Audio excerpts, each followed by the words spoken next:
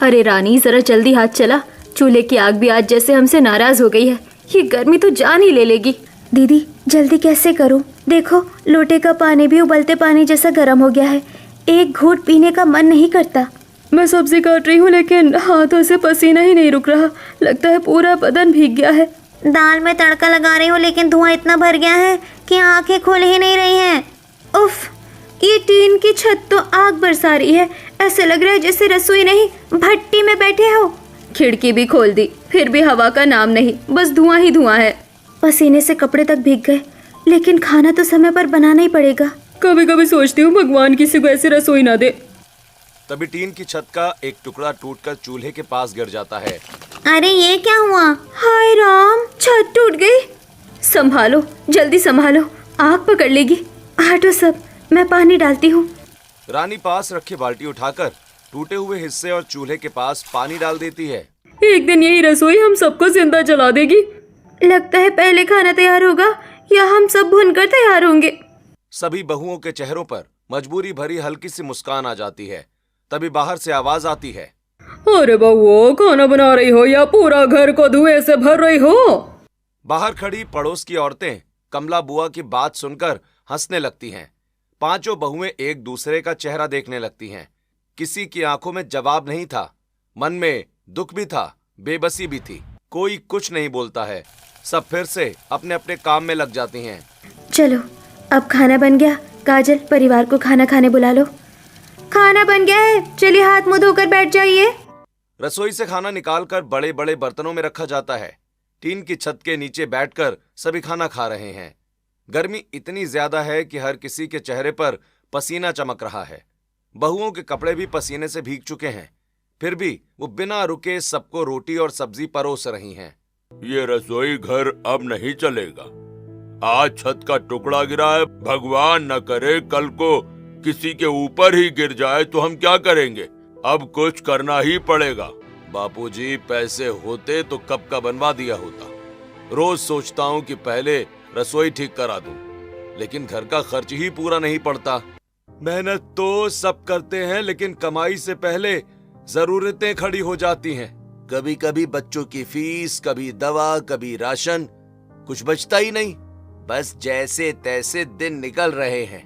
लेकिन बापूजी सही कह रहे हैं, इस रसोई में अब डर लगने लगा है। तभी बाहर से कमला बुआ घर के अंदर आती हैं। वो चारों तरफ नजर घुमाकर टूटी हुई दीवारों और टीन की पुरानी छत को देखती हैं। उनके चेहरे पर हल्की सी मुस्कान आ जाती है। अरे वाह, इतना बड़ा परिवार और रसोई देखो, इससे अच्छा तो मुर्गी का दड़बा होता है। बाहर खड़े कुछ पड़ोसी उनकी बात सुनकर हंसने लगते हैं। घर के अंदर एक पल के लिए सन्नाटा छा जाता है। पांचों बहुएं बिना कुछ बोले चुपचाप बर्तन समेट हो गई है। बस करो ना दादी माँ, आप तो ऐसे करती है कि जैसे न जाने क्या हो गया है। सब कुछ आप भी तो देख रही है ना। बस करो दादी, गर्मी तो हो ही रही है। हाँ हाँ, सब मुझे ही सुनाना जैसे कि मैं कुछ गलत कहती हूँ। हाँ हाँ माँ जी, हम समझ गए हैं। बहू, अगर अब कल से तुम देर से उठी ना तो मैं कसम खा रही हूँ कि तुम्हें घर से निकाल दूंगी। हाँ हाँ, अभी भी तुम मुझे ही सुना रही है, मैं सब जानती हूँ। तो माँ जी मैं क्या करूँ?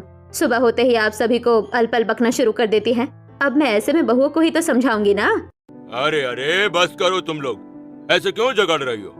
बहुओं, मैं तुम लोगों से कह रहा हूँ, कल से उठने में जरा भी देरी नहीं करना, ठीक है ना? बाबा, हम जानबूझकर। सिया, बस शांत। बहुओं ने अपनी सास की तरफ देखकर बात को खत्म कर दिया और वो बस चुप रहीं। कुछ देर के बाद सभी ने खाना खा लिया और बहुओं के पति अपने अपने काम पर चले गए। उनके पति और बाप पत्थर को तराशकर मूर्तियां बनाने का काम किया करते थे। वो अपने काम पर चले गए और बहुएं अपने अपने काम में लग गईं। ऐसे ही अब रात होने को आई थी और चल राजू, रात हो गई है, माँ वरना डांट लगा देंगे, अब घर में चलते हैं। हाँ चलो। अब दोनों गरीब जाएंगे और उनके घर में जाते ही लाइट चली जाएगी। ज्यादा नहीं बोल कुसुम की बच्ची। कुसुम क्या गलत बोल रही है? सही तो कह रही है। तुम तो गरीब हो, तुम्हारे घर में तो ना एसी है ना ही कूलर है। मैं तो कूलर भी चलाऊंगा और एसी भी, और उसके बाद ठंडक करके सोऊंगा। हाँ भाई, तो इनकी बातें नहीं सुन, ये लोग तो ऐसे ही करते हैं। चल, बाबा भी आने वाले होंगे, अगर बाहर देख लिया तो गुस्सा करेंगे। सलोनी ऐसे बोलकर अपने भाई राजू को घर के अंदर ले आई। कुछ ही देर के बाद उनके बाबा भी आ गए और सभी खा पीकर सोने चले गए। एक कमरे में 5 बहुएं, एक कमरे में उनके 5 पति और आंगन में दोनों बच्चों के साथ ननद, सास ससुर और दादी सास रहती थीं। सभी अभी बस सोने को लेटे ही थे कि बत्ती चली गई और गर्मी ने तो गरीबों का आराम ही हराम कर दिया है। बिल्कुल कुछ भी काम सुकून से कर ही नहीं सकते हैं। मैं तो जा रही हूँ बच्चों को इससे हवा करने। वैसे भी ऐसे में क्या ही नींद आएगी। मैं भी इनके कमरे में जा रही हूँ। सारा दिन तो मेहनत करते हैं, कम से कम रात तो सुकून की गुजरेगी। ऐसे बोलकर 5 ही बहुएं उठ गईं, जिसके बाद बड़ी बहुएं राखी और रश्मि दोनों ही अपने पतियों के कमरे में गईं और उन्हें हाथ से हवा करने लगीं। और तीनों छोटी बहुएं आंगन में आ गईं और अपने सास ससुर और बच्चों को हवा करने लगीं। सुबह को माँ जी ने जल्दी उठने को बोला था। अब जब रात को ही लाइट नहीं आती है और हम सो भी नहीं पाते हैं तो दिन में कैसे जल्दी से आँख खुलेगी, मुझे तो समझ ही नहीं आ रहा है। सुबह को जल्दी उठना है। बहुएं ऐसे ही बेचारी हिसाब लगाने लगी। अभी वो उन्हें हवा कर ही रही थी कि हवा से शारदा की आंख खुल गई और तुम तीनों हमें ऐसे हवा क्यों कर रही हो? माँ जी बिजली चली गई है, पता नहीं है कि कितनी देर में आएगी और आप लोगों की नींद खराब होती, इसलिए हम ही हाथ से पंखा लेकर खड़े हो गए। बस कर ली तुमने हमारे चक्कर में अपनी नींद खराब। ये सब करने के बाद भी तुम्हें कोई अच्छाई मिल रही है? बोलो नहीं ना, डांट ही खाने को मिलते हैं। जाओ सो जाओ। कोई बात नहीं माँ जी, हमें दादी सास जी की बात का बुरा नहीं लगता है। उनकी तो अब उम्र हो रही है। बहुओं कुछ नहीं मिलता है ऐसे गुलामी करके। मैंने करके देख ली है। आज भी इसी भट्टी की तरह तपने वाले घर में हूँ और मेरी सास ने मुझे कभी अच्छा नहीं कहा। माँ जी हमें कोई लोभ लालच नहीं है कि हमें कोई अच्छा कहें। हम आपकी नज़र में अच्छी बहुएं हैं, बस ये सबसे बड़ी जीत है। अच्छा अब आप सो जाइए, हम हवा कर रहे हैं। जब बिजली आ जाएगी तो हम भी सोने को चले जाएंगे। ठीक है भाई, तुम्हारी चलाया कर। अब जैसी है वैसी है, चुपचाप फ्रिज के अंदर रख दे, जो होगा देखा जाएगा। माधुरी बड़बड़ाती हुए सब्जियां फ्रिज में रख देती है। तभी थोड़ी देर बाद शर्मा जी के घर की छोटी बच्ची सुप्रिया दौड़कर उनके घर आती है और कहती है, चाची दादी, आपको मेरी दादी बुला रही है, जल्दी हमारे घर चलिए। क्यों बुला रही है बेटा, कोई खास बात है क्या? मुझे नहीं पता, उन्होंने बस आपको तुरंत बुलाने के लिए कहा है। सुप्रिया की बात सुनकर लिविंग रूम में बैठे वर्मा जी और अखिलेश जी भी चलने के लिए खड़े हो जाते हैं और कहते हैं, अरे भाई नम्रता, चलो हम भी साथ में चलते हैं। शायद उन्होंने कोई कोल्ड ड्रिंक मंगवाया हो या कुछ अच्छा ठंडा ठंडा बनाया हो, गर्मी में थोड़ी सी राहत तो मिलेगी। हाँ जरूर ऐसे ही कोई बात होगी, हम भी चलते हैं। पूरा परिवार शर्मा जी के घर पहुंच जाता है। शर्मा जी के लिविंग रूम के कोने में एक बहुत बड़ी डबल डोर के एडवांस फीचर वाली नई फ्रिज चमचमाती हुई देखकर सब हैरान रह जाते हैं। अरे सेजल बहन, अच्छा इसलिए हमें बुलाया था? तुम्हारे यहाँ तो बहुत बड़ी फ्रिज आई है। हाँ बहन, पुरानी फ्रिज अब छोटी पड़ रही थी तो बच्चों ने बड़ी वाली मंगवाई है। फिर पड़ोसियों के साथ जब तक खुशी ना बांटो तब तक काहे बात की खुशी। हमने सोचा तुम्हें भी बुलाए और कुछ मीठा खिलाए। रश्मि बहू मिठाई लाओ। रश्मि फ्रिज से मिठाई निकालती और सबको खिलाती है। नम्रता बहन, अब तुमको भी ऐसा ही एडवांस और बड़ा फ्रिज अपने घर ले आना चाहिए, बहुत जरूरी है भाई। हाँ सेजल बहन, बात तो तुम्हारी सही है। जब हमारे पास पैसे होंगे तब हम भी जरूर ले आएंगे। वैसे हम इतने अच्छे पड़ोसी हैं, जब तक हमारा फ्रिज नहीं आता तुम्हारा इतना बड़ा फ्रिज हमारे तो काम आ ही सकता है ना। हाँ हाँ क्यों नहीं बहन, पड़ोसी तो पड़ोसी के काम आता है। सब घर वापस आ जाते हैं। अगले दिन सुबह सुबह रसोई में माधुरी पानी की खाली बोतलों में पानी भर रही होती है। नम्रता रसोई में आती है और उसे इतनी सारी बोतलें भरते देखकर हैरानी से पूछती है, बहू तू इतनी सारी बोतलों में पानी क्यों भर रही है? क्या फायदा, हमारा फ्रिज तो पानी को ठंडा ही नहीं करेगा। फिजूल में टाइम ही खराब कर रही है तू। अरे माँ जी आप फिक्र मत कीजिए, देखना आज दोपहर को मैं आप सबको एकदम बर्फ जैसा ठंडा पानी पिलाऊंगी। ठंडा पानी? वो कैसे पिलाएगी? फ्रिज क्या अपने आप ठीक हो क्या? फ्रिज ठीक नहीं हुआ है माँ जी, लेकिन हमारे पड़ोसी का जो नया वाला फ्रिज आया है ना, वो किस काम आएगा। चलो हम ये सारी बोतलें उनके फ्रिज में ही रख कर आते हैं, मुफ्त में पानी ठंडा हो जाएगा। बहू तू पागल तो नहीं हो गई है? फ्रिज बड़ा हुआ तो भी तो इतनी सारी बोतलें वो नहीं रखने देंगे, साफ ना कर देंगे। माँ जी मेरे पास एक तरकीब है, मैं ये सारी बोतलें झोले में रख लेती हूँ और आप अपने हाथ में बस एक ही बोतल रख लो। हम उनसे बोलेंगे कि हम ये एक बोतल रखने आए हैं। वाह बहू वाह, क्या दिमाग लगाया है तूने। चलो फिर देर किस बात की, हम उनके फ्रिज में बोतलें रख कर आते हैं। नम्रता एक बोतल लेती है और माधुरी बोतलों से भरा झोला उठाकर शर्मा जी के घर की तरफ चल देती है। जब वो शर्मा जी के घर पहुंचती है तो रश्मि हॉल में ही कुछ काम कर रही होती है। अरे रश्मि बहू सुनो ना, तुम्हें तो पता ही है ना कि हमारे घर की फ्रिज खराब है। क्या हम एक बोतल रख ले आप लोगों की फ्रिज में? हाँ हाँ रख लो, पड़ोसी हो हम इतना तो कर ही सकते हैं। आइए अंदर रख दीजिए। माधुरी और नम्रता तुरंत रसोई में फ्रिज के पास जाती हैं। रसोई में काम करते हुए सेजल कहती है, अरे नम्रता बहन आओ। बहू तुम्हारे हाथ में ये इतने बड़े झोले में क्या है? अरे चाची जी वो कुछ नहीं, बस वापसी में बाजार से कुछ सब्जियां खरीदी थी वही है। सेजल सिर हिलाकर बाहर चली जाती है। उसके जाते ही माधुरी चुपचाप अपने झोले से पूरी बोतलें निकालती हैं और फ्रिज में जगह बना बनाकर जमा देती हैं। सारी बोतलें रखने के बाद दोनों मुस्कुराती हुई वापस आ जाती हैं। थोड़ी देर के बाद रश्मि सामान रखने के लिए फ्रिज खोलती है और बोतलों का ढेर देखकर चौंक जाती है।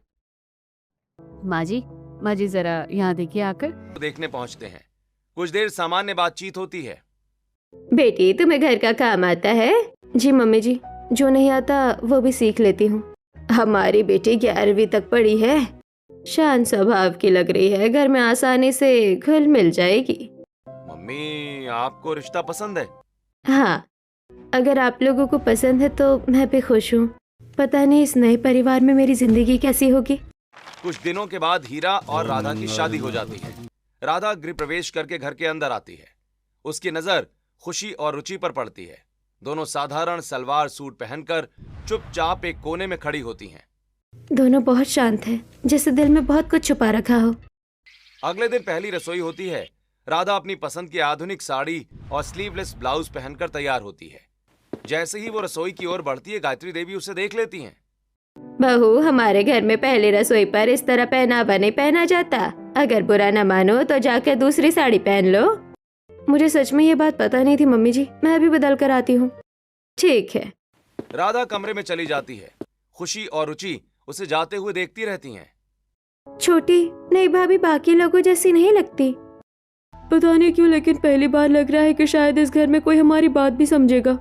राधा कमरे में जाकर साड़ी बदल कर आती है। अब वो साधारण सूती साड़ी पहनकर रसोई में पहुंचती है। मम्मी जी, अब बताइए क्या क्या बनाना है? पहली रसोई है बहू, कोई मामूली खाना नहीं बनेगा। दाल चावल पूरी, 2 तरह की सब्जी, मटर पनीर, रायता, पापड़, अचार और 4 तरह की मिठाई भी बनेगी, समझी? जी मैं पूरी कोशिश करूंगी। इतने में खुशी और रुचि रसोई में आ जाती हैं। भाभी हम आपकी मदद कर देते हैं। इतना सारा खाना अकेले कैसे बनाओगी? तुम दोनों यहाँ क्या कर रही हो? पहली रसोई बहू की है या तुम्हारी? निकलो यहाँ से, कोई मदद नहीं करेगा। दोनों बहनें चुपचाप बाहर चली जाती हैं। हे भगवान, इतना सारा खाना अकेले। कई घंटों की मेहनत के बाद राधा पूरा भोजन तैयार करती है। लगता है घर नहीं 5 स्टार होटल है और मैं इनकी शेफ हूँ। मुझे तो पूरा मेन्यू पकड़ा दिया गया बनाने के लिए। डाइनिंग टेबल पर खाना सज जाता है। सभी लोग बैठकर खाना खाने लगते हैं। दाल में नमक थोड़ा कम है। पूरी नरम नहीं बनी है। अच्छा, पहली रसोई है लेकिन स्वाद वैसा नहीं आया जैसा सोचा था। मैंने तो पहले कहा था, काम करने से ही कोई अच्छी बहू नहीं बन जाती। सभी खाना खत्म करके उठ जाते हैं। राधा अकेली प्लेटें समेटते हुए उदास हो जाती है। मैंने तो दिल लगाकर बनाया था, शायद मुझसे ही कमी रह गई। इतने में खुशी और रुचि उसके पास आती हैं। भाभी बिल्कुल चिंता मत करो, खाना बहुत अच्छा बना था। घर वालों की आदत ही ऐसी है, किसी की तारीफ नहीं करते। इतने में पीछे से हीरा उनकी बात सुन लेता है। अच्छा, हमारी बुराई हो रही थी? नहीं भैया, हमारा मतलब। ज्यादा समझदार बनने की जरूरत नहीं है, अपना काम किया करो। इतना कहकर हीरा खुशी और रुचि के बाल खींचकर उसे जोर का तमाचा मार देता है। अब याद रहेगा तुम दोनों को कि कभी घर वालों की बेइज्जती नहीं करते, बुराई नहीं करते, वरना देखना तुम्हारा क्या हाल करता हूं। हीरा के तमाचे की गूंज पूरे हॉल में छा जाती है और दोनों बहनें सहम सी जाती हैं। ये देखकर राधा भी सहम जाती है। कुछ दिन के बाद संदूक खुलाई की रस्म होती है। राधा बड़े प्यार से 2 सुंदर 1 पीस निकालती है। खुशी, रुचि, ये दोनों ड्रेस मैं खास तुम्हारे लिए लाई हूँ। दोनों बहनों की आंखें चमक उठती हैं। सच भाभी, हमारे लिए बहुत सुंदर है। इतने में गायत्री देवी वहां पहुंच जाती हैं। ये क्या है? अरे वाह, दोनों बहुओं के हाथ में तो सचमुच जादू है। अरे भाई, इतनी स्वादिष्ट दाल और ऐसी चटनी तो हमने बहुत दिनों बाद खाई है। मामा मामी और उनके बच्चे बड़े चाव से खाना खा रहे होते हैं, लेकिन घर के बाकी सदस्य चुपचाप बैठे रहते हैं। किसी का मन खाने का नहीं करता। दीदी, आप लोग खाना क्यों नहीं खा रहे हैं? भाभी क्या बताऊं, अब तो इन दोनों ने रोज रोज यही बनाने का ठेका ले लिया है। जब भी देखो दाल चावल और आम की चटनी ही बनती रहती है। अच्छा, तो आज हमें अपनी स्पेशल डिश खिलाई जा रही है। कोई बात नहीं दीदी, आप अपने लिए कुछ और बनवा लीजिए। बेटा, अपनी मम्मी जी और बाकी परिवार के लिए कुछ अलग भी बना दो। लगता है उन्हें अब कुछ नया खाने का मन है। अरे मामा जी, सब लोग तो रोज यही कहते हैं कि इन्हें हमारा खाना बहुत पसंद है। आज आप लोग आए हैं इसलिए ये लोग बस मजाक कर रहे हैं। दोनों बहुएं बात को हंसी में टाल देती हैं। वो परिवार के लिए अलग से रोटी सब्जी भी नहीं बनाती। यह बात मोहन जी को अंदर तक बुरी लगती है। हमने सोचा था आज मेहमान आए हैं तो कुछ नया खाने को मिलेगा, लेकिन आज भी वही। ये दोनों तो बस अपनी अपनी खासियत दिखाने में लगी रहती हैं। इन्हें हमारी पसंद नापसंद की कोई परवाह ही नहीं। मामा मामी और उनके बच्चे खाना खाकर खूब तारीफ करते हुए चले जाते हैं, लेकिन घर के बाकी लोग अब पूरी तरह से ऊब चुके होते हैं। अगले दिन दोनों बहुएं बाजार जाती हैं। सब्जी मंडी में तरह तरह की सब्जियां रखी होती हैं, लेकिन दोनों उन्हीं चीजों की खरीदारी करती हैं जो उनकी पसंदीदा डिश के काम आएंगी। कच्चे आम, धनिया, पुदीना, हरी मिर्च और मसाले खरीदती हैं। दूसरी तरफ शिल्पा अलग अलग तरह की दालें, चावल, घी और तड़के का सामान खरीदती हैं। बस इससे कई दिनों की चटनी बन जाएगी और मेरी दाल भी हर दिन नए तड़के के साथ बनेगी। अब घर में रोज दोपहर के लंच बॉक्स में वही दाल, चावल और आम की चटनी रखी जाने लगती है। मुकुल, मयंक और रिया तीनों के टिफिन में वही खाना होता है। कॉलेज की कैंटीन में रिया चुपचाप एक कोने में बैठकर अपना टिफिन खोलती है। वो कोशिश करती है कि कोई उसका खाना न देखे, तभी उसकी 3 सहेलियां वहां आ जाती हैं। क्या रिया आज फिर वही दाल चावल और आम की चटनी लाई है? हाँ, तुम लोग भी खाकर देखो, बहुत अच्छी है। अरे एक बार खाई तो थी, बहुत अच्छी लगी थी, दूसरी बार भी अच्छी लगी, लेकिन रोज रोज तो हम एक जैसा खाना नहीं खा सकते। अपनी भाभियों से कहना कि कभी कुछ नया भी बना दिया करे, नहीं तो तुम रोज यही खाते खाते सच में बोर हो जाओगी। रिया हल्की सी मुस्कान देती है, लेकिन उसके चेहरे पर साफ झिझक दिखाई देती है। वो बिना कुछ बोले चुपचाप अपना टिफिन बंद कर देती है। अगली सुबह कमला देवी रसोई में बैठकर पूरे महीने के राशन की एक लंबी लिस्ट बनाती हैं। उसमें आटा, चावल, तेल, अलग अलग दालें, कई तरह की सब्जियां, मसाले, सूजी, बेसन और दूसरी जरूरी चीजें लिखी होती हैं। वो दोनों बहुओं को अपने पास बुलाती है। आज तुम दोनों बाजार जाकर ये पूरा सामान लेकर आना, और सुन लो, अब घर में रोज अलग अलग तरह का खाना बनेगा, समझी?